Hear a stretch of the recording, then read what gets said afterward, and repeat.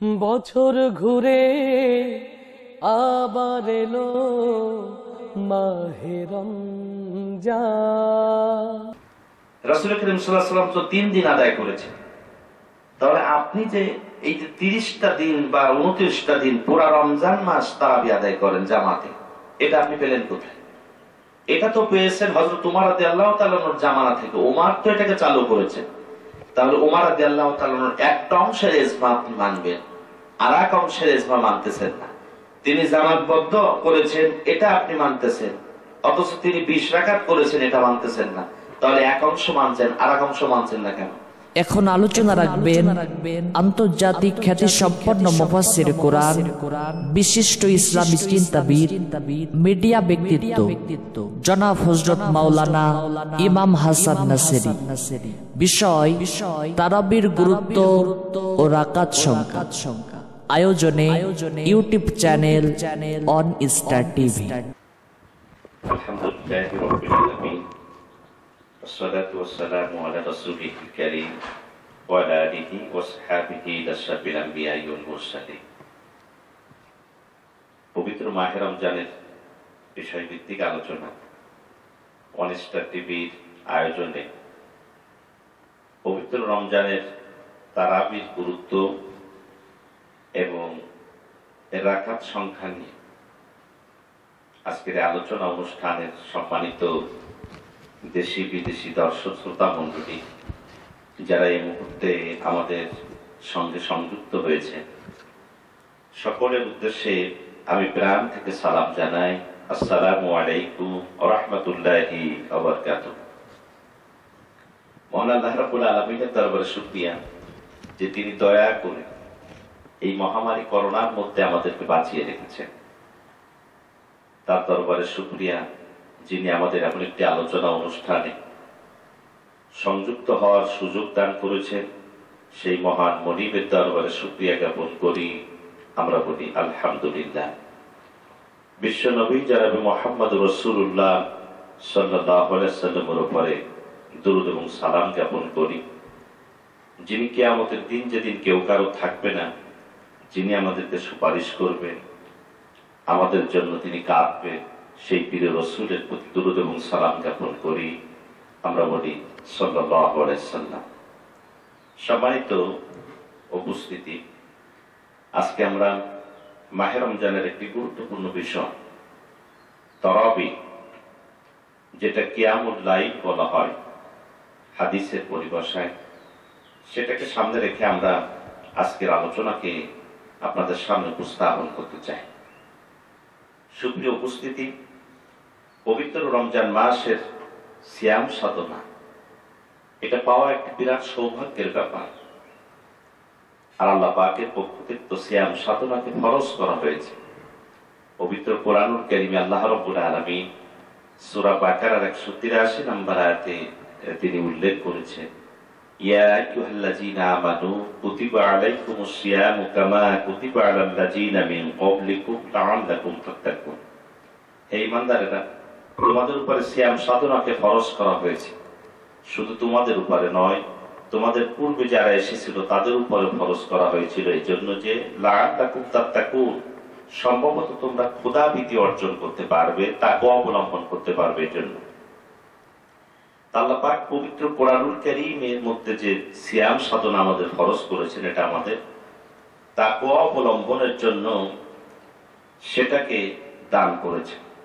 আর রমজান মাসের ইবাদত এটা আল্লাহর পক্ষ থেকে বান্দার একটি বিরাট ছাড়, তিনি আমাদের বিরাট একটি সুযোগ করে দিয়েছেন রহমত, মাগফিরাত, নাজাতের। এজন্য এই রমজান মাসকে আমাদের বেশি করে ইবাদত করে আল্লাহর সান্নিধ্য হাসিলের মাধ্যমে জান্নাত আমাদের কামনা করা উচিত। আমরা রমজান মাস আসলেই একটি বিষয়কে আমরা সবচাইতে বেশি প্রাধান্য হয়ে যায়, সেটা হলো তারাবি।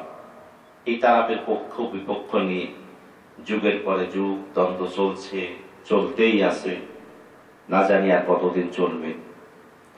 এই সিয়াম সাধনার মাঝে এই তারাবি নিয়ে আমাদের মধ্যে বিভেদ আছে। আজকে আমরা দেখব এই তারাবির বিষয়টি, এর গুরুত্ব, তাৎপর্য এবং এটা রাকাত সংখ্যাকে আমরা আজকে আলোচনা করব। আল্লাহ পাকের পক্ষ থেকে সিয়াম সাধনাকে ফরজ করা হয়েছে, আর রাসূল করিম সাল্লাল্লাহু আলাইহি সাল্লামের পক্ষ থেকে কিয়ামুল লাইল সুন্নাত করা হয়েছে। হাদিসটি তিরমিজি শরীফ, নাসাই, আবু দাউদ এবং ইবনে মাজাহ এই চারটি হাদিসের মধ্যে এই হাদিসটি রাসূল করিম সাল্লাল্লাহু আলাইহি সাল্লামের পক্ষ থেকে এসেছে। রাসূল করিম সাল্লাল্লাহু আলাইহি সাল্লাম বলেছেন, ইন্নাল্লাহা ফারাদা আলাইকুম সিয়ামা রমাদান ওয়া সানানতু লাকুম কিয়ামাহু ফামান সামাহু ওয়া কামাহু ঈমানান ওয়া ইহতিসাবান গুফিরা লাহু মা তাকাদ্দামা মিন যামবি।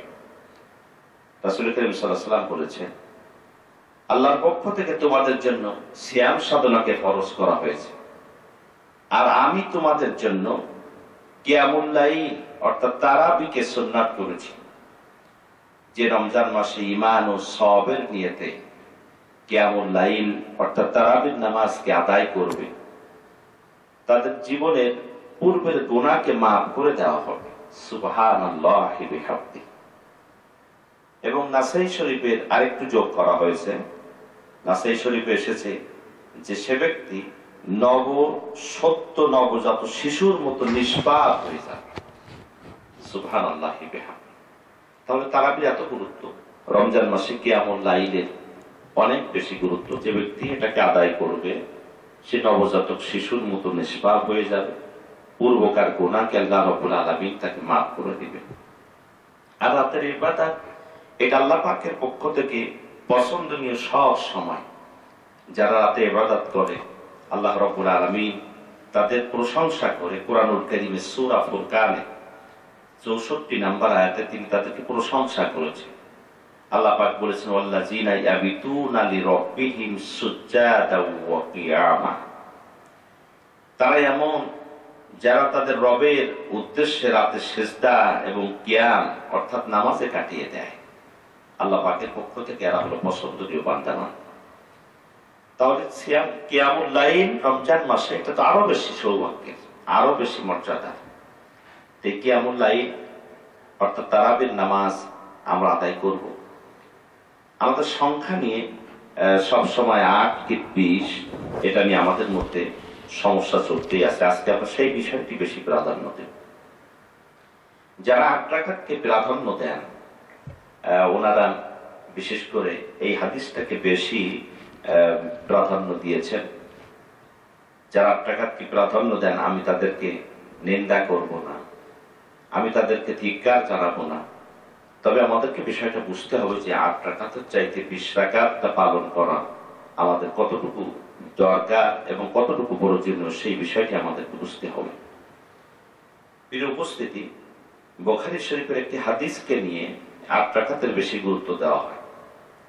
সেটা হলো, হাদিসটি হলো বুখারী শরীফের, আমি যে হাদিসটি আপনাদেরকে বলতেছি এটা হলো বুখারী শরীফ আধুনিক প্রকাশনী কিতাবুস সাওম অধ্যায় 1870 নম্বর হাদিস। এখানে হযরত আবু সালামা ইবনে আব্দুর রহমান থেকে বর্ণিত। তিনি হযরত আয়েশাকে জিজ্ঞাসা করলেন যে, মা আয়েশা, মাহে রমজানের রাতে রাসূল করিম সাল্লাল্লাহু আলাইহি ওয়াসাল্লামের সালাত কেমন ছিল? হযরত আয়েশা তার জবাবে বললেন, রমজানের আগে অথবা রমজান ব্যতীত তিনি 11 রাকাতের বেশি পড়তেন না। তিনি ব্যাখ্যা করে বলেন, হযরত আয়েশা ব্যাখ্যা করে বলছেন, প্রথমত তিনি 4 রাকাত পড়েন। তার 4 রাকাতের সৌন্দর্য এবং দীর্ঘতা সম্পর্কে তুমি কোনো প্রশ্ন করো না। তারপর তিনি আরো 4 রাকাত পড়েন। এর সৌন্দর্য এবং দীর্ঘতা সম্পর্কে কি আর বর্ণনা দেব, কাজেই কোনো জিজ্ঞাসা করো না। এরপর তিনি 3 রাকাত আদায় করেন। আমি জিজ্ঞাসা করলাম, অর্থাৎ হযরত আয়েশা রাদিয়াল্লাহু তাআলা আনহা বলছেন যে আমি জিজ্ঞাসা করলাম, ইয়া রাসূলুল্লাহ, আপনি কি পেটের নামাজ পড়ার আগেই শুয়ে যান? তিনি তখন উত্তর দিলেন, হে আয়েশা, আমার চোখ দুটো ঘুমিয়ে যায় কিন্তু আমার অন্তর ঘুমায় না। সুবহানাল্লাহ বিহামদিহি। এই হাদিসে দেখা যায় যে তিনি 4 রাকাত আদায় করেছেন, তারপরে 4 রাকাত 8 রাকাত এবং তারপরে 3 রাকাত। তাহলে 3 রাকাত সবই ভেতর বেজোড়। তাহলে 8 রাকাত এখানে আমরা তারাবি পেলাম। আর এটাকে প্রাধান্য দিয়েই যারা 8 রাকাত পালন করেন, তারাবিকে বিশেষ করে গুরুত্ব দেন, ওনারা এটা নিয়ে বেশি আন্দোলন করেন, বেশি বেশি কথা বলেন, বা এটাই দরকার, তাদের কাছে বেশি প্রয়োজন। এর উপস্থিতি একটি জিনিস আমি লক্ষ্য করে দেখেছি, যারা 8 রাকাত তারাবিকে প্রাধান্য দেন, তারা এই হাদিসকে দলিল হিসাবে গ্রহণ করেন। 8 রাকাতের তারাবি তারা দলিল গ্রহণ করে, অথচ ওনারা আবার 1 রাকাত বেতের পড়ে, 1 রাকাত বেতর আদায় করেন। তাহলে এই হাদিসের শেষে কিন্তু 3 রাকাতের তিনি বেতরের কথা বলা হয়েছে, তাহলে 3 রাকাত তিনি বেতের আদায় করলেন, এটা তারা নেন না। আবার আগের থেকে 8 রাকাত যে তারা ওইটা গ্রহণ করেন, তাহলে হাদিসের এক অংশ মানেন, আর এক অংশ মানেন না। এটা কেমন হলো? সেটা যাক ভিন্ন কথা। হাদিস তো অনুসরণ করলে পুরাটাই অনুসরণ করতে হবে। একদিকে 1 রাকাত বেতের মনে করে, আবার ওদিকে 8 রাকাত তারাবি পড়ে। এরপরে হযরতে মায়েশা যে হাদিসটি, এটাই যে শুধুমাত্র রাসূল করিম সাল্লাল্লাহু আলাইহি ওয়াসাল্লাম 11 রাকাত আদায় করেছেন বেতের সহ, এই যাইতেই শুধুমাত্র প্রমাণিত, আর যে অন্য রাকাত তিনি পড়েন নাই এটা কিন্তু না। হযরত আয়েশা যাওয়ার তিনি যেটা বলেছেন সেটা ঠিক না, বিষয়টি কিন্তু আমি ওটা বলছি না। হযরত আয়েশা রাদিয়াল্লাহু তাআলা আনহা যে হাদিসটি বর্ণনা করেছেন অবশ্যই সহিহ, এতে কোনো সন্দেহ নাই। কিন্তু তিনি যে 11 রাকাতের বেশি পড়েন নাই এটা বলা যাবে না। কারণ হলো আমরা অন্য হাদিস থেকে সেটা দেখতে পাই। হযরত আলী রাদিয়াল্লাহু তাআলা আনহু বর্ণিত হাদিস, হাদিসটি আহমদ শরীফে এসেছে। হযরত আলী রাদিয়াল্লাহু তাআলা আনহু বলেন, রাসূল সাল্লাল্লাহু আলাইহি ওয়াসাল্লাম রাতে এশার ফরজ ব্যতীত 16 রাকাত নামাজ আদায় করেছেন। আহমদ শরীফের হাদিস। তাহলে দেখা যাচ্ছে যেখানে হযরত আলী রাদিয়াল্লাহু তাআলা থেকে আমরা পাচ্ছি যে 16 রাকাত তিনি আদায় করেছেন এশার নামাজ ব্যতীত। এরপর হযরত ইবনে আব্বাস রাদিয়াল্লাহু তাআলা আনহু তিনি নিজে বর্ণনা দিচ্ছেন যে এক রাতে আমি রাসূল করিম সাল্লাল্লাহু আলাইহি ওয়াসাল্লামের সাথে নামাজ আদায় করেছিলাম। হাদিসটি তিরমিজি শরীফে এবং আহমদ শরীফে হাদিসটি এসেছে, মুসলিম শরীফেও হাদিসটি এসেছে। হযরত ইবনে আব্বাস বলেন, আমি রাসূল করিম সাল্লাল্লাহু আলাইহি ওয়াসাল্লামের সাথে এক রাতে নামাজ আদায় করেছি, রমজানের রাতে। তিনি 2 রাকাত করে 6 বার পড়লেন, তারপরে তিনি বেতের পড়েন। এটা বুখারীর বর্ণনা। অর্থাৎ তাহলে এখানে 2 রাকাত করে যদি তিনি 6 বার পড়ে থাকেন, তাহলে হয়ে গেল 6 দিন ও 12। আর বেতের যদি আপনি 1 রাকাত ধরেন তাহলে হয়ে গেল 13। বেতরে যদি আপনি 3 রাকাত ধরেন তাহলে হয়ে গেল 15। তাহলে আয়েশা বর্ণনা করেছেন 11 রাকাত বেশি পড়তেন না। হযরত আব্বাস তো নিজের সাথে ছিলেন, তিনি বলছেন যে আমি রাসূল করিম সাল্লাল্লাহু আলাইহি ওয়াসাল্লামের সাথে 13 অথবা 15 পড়েছি। তাহলে কোন সাহাবী মিথ্যা বলেন নাই, অসত্য বলেন নাই। যে সাহাবী যেভাবে দেখেছেন তিনি সেভাবে বলেছেন। হযরত আয়েশা রাদিয়াল্লাহু তাআলা ঘরে যখন তিনি ছিলেন, আয়েশা রাদিয়াল্লাহু তাআলা 11 রাকাত দেখেছেন, তিনি সেটা বর্ণনা করেছেন। এটার মধ্যে কোনো সন্দেহ নাই। তাহলে 8 রাকাত যারা ধরে বসে থাকেন, তারা যে ওই 8 রাকাতটাই শুধু যে তাছাড়া যে পড়েন নাই, এটা একনিষ্ঠভাবে নির্ভরযোগ্য আপনি বলতে পারবেন না। এরপরে এভাবেই দেখেন চলতে থাকে। রাসূল করিম সাল্লাল্লাহু আলাইহি ওয়াসাল্লামের যুগটা তারাবি কিন্তু তিনি মাত্র 3 দিন জামাতের সাথে আদায় করেছেন। আবারও বলি, বিশ্ব নবী জনাবে মুহাম্মদ রাসূলুল্লাহ সাল্লাল্লাহু আলাইহি ওয়াসাল্লাম তিনি মাত্র 3 দিন তারাবির নামাজ তিনি জামাতে আদায় করেছেন। বুখারীর বর্ণনায় এসেছে যে রাসূল করিম সাল্লাল্লাহু আলাইহি ওয়াসাল্লাম এক রাতে তিনি বের হলেন, রমজানের রাতে। সে রাতে বের হয়ে তিনি তারাবি আদায় করলেন, কিয়ামুল লাইল করলেন। সাহাবায়ে কেরাম সব রাসূল করিম সাল্লাল্লাহু আলাইহি ওয়াসাল্লামের সাথে যুক্ত হয়ে গেল। পরের দিন লোকেরা এখানে আলাপ আলোচনা করলো। আলাপ আলোচনায় পরবর্তী দিন আরো লোক বেড়ে গেল, মসজিদ কানায় কানায় পূর্ণ হয়ে গেল। পরবর্তী দিন আবারও রাসূল করিম সাল্লাল্লাহু আলাইহি ওয়াসাল্লাম আদায় করলেন। এর পরবর্তীতে সাহাবায়ে কেরাম আলোচনা করলো, লোকজন পূর্ণ হয়ে গেল কানায় কানায়। মসজিদে ঠাই থাকলো না এমন অবস্থা হলো, ঠাই নাই এমন অবস্থা হয়ে গেল। পরবর্তী দিন অর্থাৎ চতুর্থ দিন লোকেরা উপস্থিত হয়ে গেল, রাসূল করিম সাল্লাল্লাহু আলাইহি ওয়াসাল্লাম নাই। সবাই সালাত করলেন, হুজুর সাল্লাল্লাহু আলাইহি ওয়াসাল্লাম বের হলেন না। ফজরের নামাজের পরে রাসূল সাল্লাল্লাহু আলাইহি ওয়াসাল্লাম ফজরের সময় বের হলেন। ফজরের নামাজের পরে বললেন, গত রাতের অবস্থা আমি তোমাদের জানি, অর্থাৎ তোমরা যে সালাত সালাত বলতেছিলে এটা আমি জানি, কিন্তু আমি বের হই না এই কারণে যে আমার আশঙ্কা হচ্ছিল এটা তোমাদের জন্য ফরজ হয়ে যায় কিনা, যেটা তোমাদের জন্য কষ্টকর হয়ে যায়। তাহলে হুজুর করিম সাল্লাল্লাহু আলাইহি ওয়াসাল্লাম দেখা গেল যে তিনি নামাজ আদায় করেছেন তারাবির নামাজ 3 দিন জামাতের সাথে। তাহলে 3 দিন জামাতের সাথে নামাজ আদায় করলেন, আর বাকিগুলা কিন্তু তিনি জামাতের সাথে পড়েন নাই। সাহাবায়ে কেরাম এভাবে তারা যার সেই মতো পড়তে থাকলো। বিশ্ব নবী জনাবে মুহাম্মদ রাসূলুল্লাহ সাল্লাল্লাহু আলাইহি ওয়াসাল্লামের যুগ পার হয়ে গেল। সাহাবায়ে কেরাম এভাবে করে পড়তে থাকলেন। হযরত আবু বকর রাদিয়াল্লাহু তাআলার যুগটা ঠিক এভাবে পার হয়ে গেল। যে যার মতো পড়তো, কেউ সংঘবদ্ধ, কেউ বিচ্ছিন্ন, এভাবে পড়তে থাকতো। এবং সাহাবীদের তারাবির ব্যাপারটি এমন ছিল, তারা সারা রাত ব্যাপী অনেকে কিয়ামুল লাইল করতেন। কিয়ামুল লাইল সারা রাত ব্যাপী অনেকে পালন করতেন। যারা বিশ্বনবীর 8 রাকাতকে গ্রহণ করেন, ওই হাদিসটির মধ্যেই তো দেখেন রাসূল করিম সাল্লাল্লাহু আলাইহি ওয়াসাল্লাম বলছেন, তার স্ত্রী বলছেন আয়েশা, যে তার নামাজের বর্ণনা, সৌন্দর্য, দৈর্ঘ্য তার কি বর্ণনা করব। তাহলে হুজুর সাল্লাল্লাহু আলাইহি ওয়াসাল্লাম 8 রাকাত নামাজ আর আমাদের জন্য সারা রাত্র নামাজ তো সমান হওয়ার কথা না। তার কারণ তিনি দীর্ঘ দীর্ঘ আয়াত পড়তেন, অনেক ধীর সুস্থে আদায় করতেন। হযরত হুযায়ফা রাদিয়াল্লাহু তাআলা তিনি নামাজ আদায় করেছিলেন, বলছেন এক রাতে আমি বিশ্ব নবীর সাথে নামাজ আদায় করেছি। হযরত হুযায়ফা বলেন যে রাসূল করিম সাল্লাল্লাহু আলাইহি ওয়াসাল্লাম এক রাকাতে তিনি সূরা বাকারা, সূরা ইমরান, সূরা নিসা তেলাওয়াত করেছেন। সুবহানাল্লাহ। তাহলে এক রাকাতে যদি সূরা বাকারা, সূরা ইমরান, সূরা নিসা তেলাওয়াত করে থাকেন, তাহলে আপনি একটু হিসাব করেন। সূরা ফাতিহা তো তিনি নিশ্চয়ই পড়েছেন। সূরা ফাতিহায় হলো 7টি আয়াত। হিসাব করেন, সূরা ফাতিহা তিনি পড়েছেন, নিশ্চয়ই তো পড়েছেন। তাহলে সূরা ফাতিহায় হলো 7টি আয়াত। সূরা বাকারা পড়েছেন, সূরা বাকারায় হলো 286 আয়াত। সূরা ইমরান পড়েছেন, সূরা ইমরানে হলো 200 আয়াত। এরপরে তিনি সূরা নিসা পড়েছেন, সূরা নিসায় হলো 176টা আয়াত। তাহলে হিসাব করলে দেখা যায় এক রাকাতে তিনি 669টি আয়াত তিনি তেলাওয়াত করেছেন।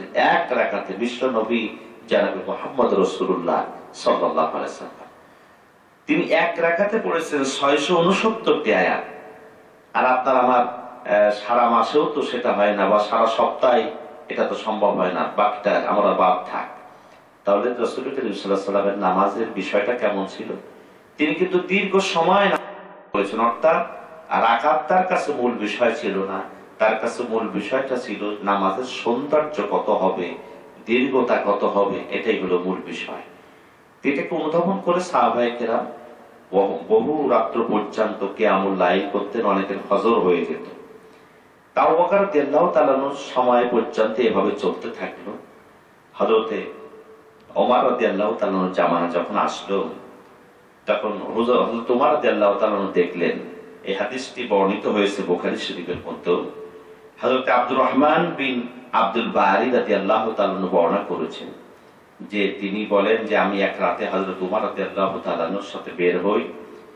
হযরত ওমর রাদিয়াল্লাহু তাআলা দেখলেন যে ভিন্ন ভিন্ন ভাবে মানুষ তারাবি পড়ছে।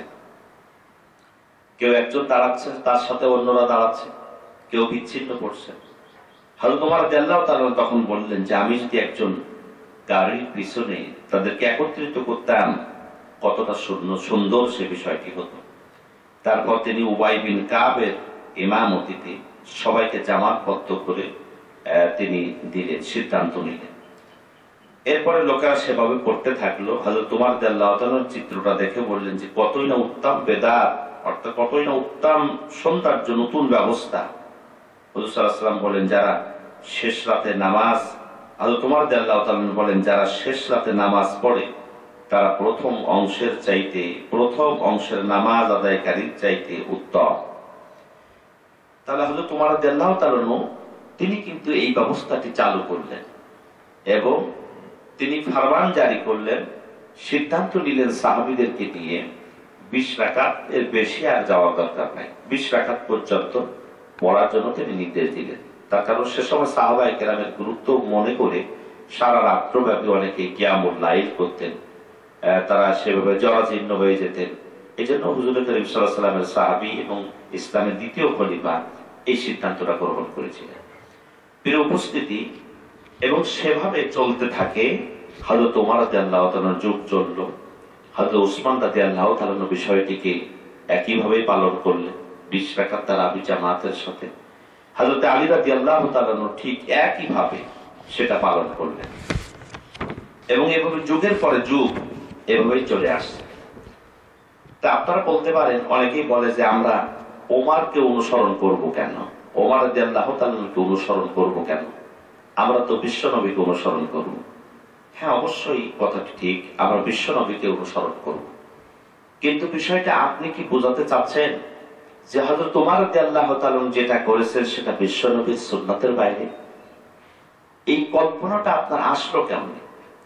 রাসূল করিম সাল্লাল্লাহু আলাইহি ওয়াসাল্লামের একজন সাহাবী আল্লাহ রাসূলের সুন্নাতকে প্রাধান্য দেওয়ার জন্য এবং রাসূলের জন্য তারা মাতৃভূমি ত্যাগ করেছেন, তারা নিজের জীবনকে উৎসর্গ করেছেন, দুনিয়ার সব কিছুকে তারা বিসর্জন দিয়েছেন। আর সেই সাহাবীরা এমন একটি কাজ করবেন যেটা রাসূলুল্লাহর সুন্নতের বিরোধী, এই কল্পনাটাই তো আপনার জন্য গুনাহের কারণ হয়ে যেতে পারে। হযরত ওমর রাদিয়াল্লাহু তাআলা যখন, কিন্তু একাই এটা করেন নাই, হযরত ওমর রাদিয়াল্লাহু তাআলা যখন এই সিদ্ধান্তটা নিলেন পরামর্শ করে, তখন 1-2 জন না, লক্ষ লক্ষ সাহাবী সেখানে বেঁচে ছিলেন, এবং তারা কেউ বিরোধিতা করে নাই, সম্মিলিতভাবে সেটা পালন করেছে। এটা সাহাবীদের ইজমা হয়ে গিয়েছে। তাহলে এত লক্ষ সাহাবী রাসূলুল্লাহর সুন্নতের বিরোধী কাজ করলেন? রাসূলুল্লাহর হাদিস এবং রাসূলুল্লাহর বাস্তব জিনিসটা তারা সচক্ষে দেখেছেন, তারা বুঝেছেন বিষয়টি কি। আমরা মনে করি যে 8 রাকাতটাই প্রাধান্য দিই, কিন্তু রাসূলুল্লাহর 8 রাকাত আমাদের সারা রাতের নামাজের সমান হবে না। সাহাবায়ে কেরাম এটা পড়তেন বলে রাসূল করিম সাল্লাল্লাহু আলাইহি ওয়াসাল্লামের সাহাবী হযরতে ওমর রাদিয়াল্লাহু তাআলা সেটাকে জামাতবদ্ধ করে দৃষ্টিভঙ্গিটা এমন ছিল যে 20 রাকাতের উপরে যাওয়া দরকার নেই। তারা সাহাবায়ে কেরাম চিন্তা করতেন না যে নিচে কত পড়বো, তারা চিন্তা করতেন বেশি কত পড়বো। সেই বেশিটাকে তিনি একটা লিমিটের মধ্যে নিয়ে আসলেন। প্রিয় উপস্থিতি, আপনারা হয়তো অনেকেই বলতে পারেন যে হযরত ওমর রাদিয়াল্লাহু তাআলা তো রাগী মানুষ ছিলেন, এই জন্য মনে হয় ভয়তে সবাই বিষয়টি মেনে নিয়েছে। না, এইভাবে ধারণা করাটা আপনার ঠিক না। সাহাবায়ে কেরাম কখনো শরীয়তের কোন বিষয়, আল্লাহ এবং তার রাসূলের কোন বিষয়, সুন্নাত ফরজের বিষয় কাউকে তারা কখনো ছাড় দিতেন না। তাদের কাছে প্রাধান্য ছিল যে আল্লাহ এবং তার রাসূলের কথাটি কি সেটাই তারা, সে আমির হোক সাধারণ জনগণ হোক, কোন সাহাবী এই বিষয়টিকে তারা কম্প্রোমাইজ করতেন না। হযরত ওমর রাদিয়াল্লাহু তাআলার ভয়ে যে সবাই মেনে নিত, বিষয়টি এমন না। একটি ঘটনা যদি আমি আপনাদের সামনে উঠায় ধরি তাহলে বিষয়টি আরো বেশি ক্লিয়ার হবে। একবার এমনি চাদর আসলো, কিছু কাপড়, এমনি কাপড়, সেই কাপড় হযরত ওমর রাদিয়াল্লাহু তাআলা জনগণের মাঝে বিতরণ করলেন। একটি দিলে সবাই পাবে না, এজন্য অর্ধেক অর্ধেক করে সবাইকে বিতরণ করা হলো, যা দিয়ে একটা বড় জামা, লম্বা জামা হবে না। তার কিছুদিন পরে ওমর রাদিয়াল্লাহু তাআলা সাহাবীদের সামনে, জনগণের সামনে বক্তব্য দিতে দাঁড়ালেন। মসজিদে তিনি বক্তব্য দিবেন, বলছেন, হে সকল জনসকল, হে ভাইরা, আপনারা আমার কথাকে মনোযোগ দিয়ে শুনুন। একজন সাহাবী উঠে দাঁড়ালেন, বলেন, আপনার কথা শুনবো না। হযরত ওমর রাদিয়াল্লাহু তাআলা হতচকিত হয়ে গেলেন যে আমার কথা শুনবা না, কারণ কি ভাই? হযরত ওমর রাদিয়াল্লাহু তাআলার কথা শুনে তখন সেই সাহাবী বললেন যে যতক্ষণ আপনি আমার প্রশ্নের জবাব না দিবেন ততক্ষণ পর্যন্ত আপনার কথা আমরা শুনবই না। হযরত ওমর রাদিয়াল্লাহু তাআলা বিনয়ের সাথে বললেন, কি অপরাধ আমার, তুমি বলতে পারো।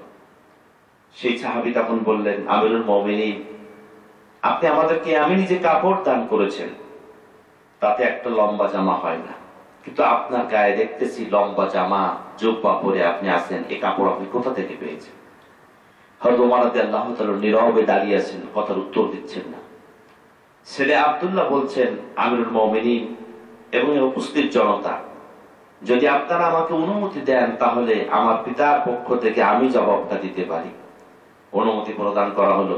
হযরত ওমর রাদিয়াল্লাহু তাআলার ছেলে আব্দুল্লাহ তখন বলছেন, যে আমার সম্মানিত জনগণ উপস্থিতি, আমার আব্বাকে আপনারা ভুল বুঝবেন না। যে একটি কাপড় অর্ধেক করে আপনাদেরকে দেওয়া হয়েছে, আমার আব্বাও অর্ধেকটা পেয়েছে এবং আমি অর্ধেকটা নিয়েছি। আমার আব্বা লম্বা মানুষ, একটা জামা দিয়ে, একটা কাপড় দিয়ে সেই জামা হবে না বলে আমার জন্য যে অর্ধেকটি কাপড় ছিল, সেই অর্ধেক কাপড় আমি আমার আব্বাকে দিয়েছি। আমার আব্বাকে দেওয়ার কারণে আমাদের দুইজনের কাপড় মিলে আমার আব্বার জন্য একটি আমি জামা তৈরি করে দিয়েছি। সুবহানাল্লাহি বিহামদি। তাহলে এমন ঘটনা অসংখ্য দৃষ্টান্ত আছে যে তারা কোনো অবস্থায় ছাড় দেন নাই। একটা ছোট্ট কাপড়ের ব্যাপারে যদি জবাবদিহি করতে হতে পারে আমিরুল মুমিনিনের, যার জবাব না দিলে জনগণ তার কথা শুনবেন না, তাহলে হযরত ওমর রাদিয়াল্লাহু তাআলা সেই ওমর একটা রাসূল করিম সাল্লাল্লাহু আলাইহি ওয়াসাল্লামের সুন্নাতকে 8 রাকাতকে তিনি 20 রাকাত করলেন। সেটা যদি সুন্নতের বিরোধী হতো একজন সাহাবীও মানতেন না, বরং হযরতে ওমরের রাজত্ব তো দূরের কথা, তার কল্লা উড়াই দিতেন সাহাবীরা। সেটা তো হয় নাই, কোনো বিদ্রোহ হয় নাই। সব সাহাবীরা যেটা মেনে নিলেন, আমল করলেন এবং পরবর্তী যুগে খেলাফায়ে রাশিদিন হযরত ওসমান রাদিয়াল্লাহু তাআলা সেটাই পালন করলেন, আলী রাদিয়াল্লাহু তাআলা সেটাই পালন করলেন। পরবর্তী যুগে সেভাবে চলতে থাকলো এবং খলিফাদের অনুসরণ করে, এটা তো রাসূল করিম সাল্লাল্লাহু আলাইহি ওয়াসাল্লামের নির্দেশ। তিরমিজি শরীফ, নাসাই শরীফ, আবু দাউদ এবং ইবনে মাজাহ, এই হাদিসগুলোতে তো রাসূল করিম সাল্লাল্লাহু আলাইহি ওয়াসাল্লামের অনুসরণ করা, রাসূল করিম সাল্লাল্লাহু আলাইহি ওয়াসাল্লামের অনুসরণ পরে খলিফায়ে রাশিদিন অনুসরণ করার কথা বলা হয়েছে। হাদিসটি এমন, রাসূল করিম সাল্লাল্লাহু আলাইহি ওয়াসাল্লাম বলেছেন, আলাইকুম সুন্নতি, তোমাদের জন্য আমার সুন্নাতকে পালন করা জরুরি, এবং সুন্নাতুল খুলাফায়ে রাশিদিন, এবং খুলাফায়ে রাশিদিনের তোমাদের অনুসরণ করা তোমাদের জন্য অতীব জরুরি। তাহলে খুলাফায়ে রাশিদিনের অনুসরণ করা, এটা হলো রাসূল করিম সাল্লাল্লাহু আলাইহি ওয়াসাল্লামের পক্ষ থেকেই নির্দেশ এবং তার পক্ষ থেকেই এটা হলো অনুসরণীয়। তাহলে খুলাফায়ে রাশিদিনের অনুসরণ করা এটা রাসূল করিম সাল্লাল্লাহু আলাইহি ওয়াসাল্লামের সুন্নাত পরিপন্থী নয়। আজকে যারা জামাতে নামাজ আদায় করেন, রাসূল করিম সাল্লাল্লাহু আলাইহি ওয়াসাল্লাম তো 3 দিন আদায় করেছেন, তাহলে আপনি যে এই যে 30টা দিন বা 29টা দিন পুরা রমজান মাস তারাবি আদায় করেন জামাতে, এটা আপনি পেলেন কোথায়? এটা তো পেয়েছেন হযরত ওমর রাদিয়াল্লাহু তাআলার জামানা থেকে। ওমর তো এটাকে চালু করেছেন। তাহলে ওমর রাদিয়াল্লাহু তাআলার একটা অংশের ইজমা আপনি মানবেন, আর এক অংশের ইজমা মানতেছেন না। তিনি জামাতবদ্ধ করেছেন, এটা আপনি মানতেছেন, অথচ তিনি 20 রাকাত করেছেন, এটা মানতেছেন না। তাহলে এক অংশ মানছেন, আর এক অংশ মানছেন না কেন? তাহলে রাসূল করিম সাল্লাল্লাহু আলাইহি ওয়াসাল্লামের যদি সরাসরি হাদিস আপনার অনুসরণ করতে হয়, আমল অনুসরণ করতে হয়, তাহলে তো আপনি 3 দিন মাত্র জামাতে নামাজ আদায় করবেন, বাকিটা পড়েন কেন? এটা তো রাসূল করিম সাল্লাল্লাহু আলাইহি ওয়াসাল্লামের সাহাবীরা আমল করেছেন, সেটাই আপনি করেন। এজন্য এটা নিয়ে বিতর্ক সৃষ্টি করা আমাদের উচিত নয়। খলিফায়ে রাশিদিন এটা মনে করা কখনোই উচিত না যে তারা সুন্নাতের বিরোধী কোনো কাজ করেছেন, হাদিসের বিরোধী কোনো কাজ করেছেন। তার কারণ হলো তারা হলো জান্নাতের সার্টিফিকেট প্রাপ্ত, জান্নাতের সার্টিফিকেট প্রাপ্ত যে আশারে মুবাশশিরা, জান্নাতের সার্টিফিকেট প্রাপ্ত যে 10 জন সাহাবী, তার মধ্যে হযরত ওমর রাদিয়াল্লাহু তাআলা আছেন, তার মধ্যে উসমান রাদিয়াল্লাহু তাআলা আছেন, তার মধ্যে আলী রাদিয়াল্লাহু তাআলা আছেন।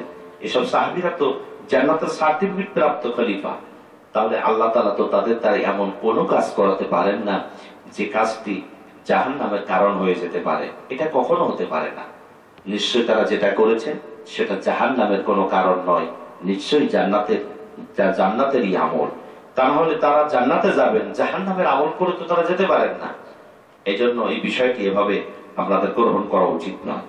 সুতরাং 20 রাকাত তারাবির নামাজ এটা হলো সাহাবীদের ইজমা, এটা নিয়ে কোনো বিতর্ক করা উচিত না। আজও মক্কা মদিনার মসজিদগুলোতে 20 রাকাত নামাজ আদায় করা হয়। আমরা কেন 8 রাকাত নিয়ে দৌড়াদৌড়ি করি?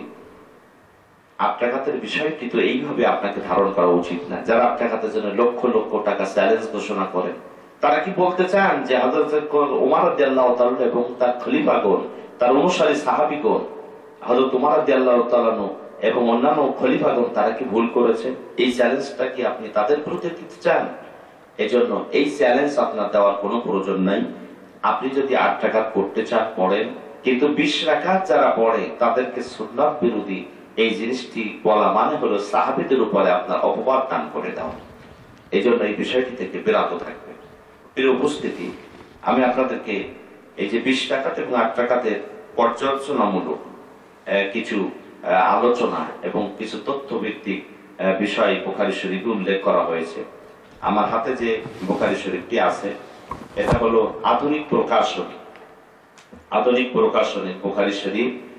এই বুখারী শরীফের দ্বিতীয় খণ্ড কিতাবুস সাওম 279 পৃষ্ঠা এবং 280, 81, 82 এই 4টি পৃষ্ঠায় দেখবেন টিকায় 8 টাকাত এবং 20 টাকাতের পর্যালোচনামূলক অনেক প্রশ্নের জবাব সেখানে দেওয়া হয়েছে। আপনারা বেশি করে সেখান থেকে আরো বেশি তথ্য গ্রহণ করবেন।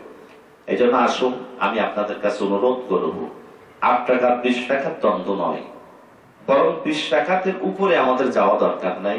কেউ অসুস্থ আছেন, 12 রাকাত পড়লেন, 8 টাকাত পড়লেন, কিন্তু 8 টাকার যে পড়তে হবে এটাই যে মূল, আর পড়া যাবে না।